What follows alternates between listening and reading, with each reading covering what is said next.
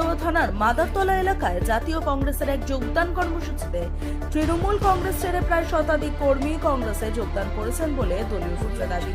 কংগ্রেস নেতৃত্বের উপস্থিতিতে নবাগতদের দলীয় পতাকা তুলে দিয়ে বরণ করে নেওয়া হয়।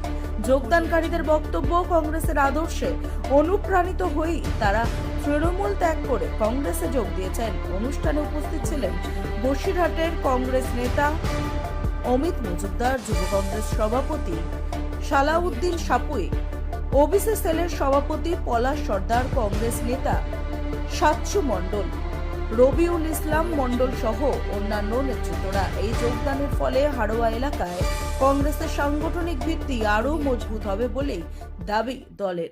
কংগ্রেসে যোগদান করলেন কেন? দেখুন, বর্তমান ভারতবর্ষের রাজনৈতিক পরিস্থিতি আমরা সবাই জানি। মানুষের অজানা কিছু নয়।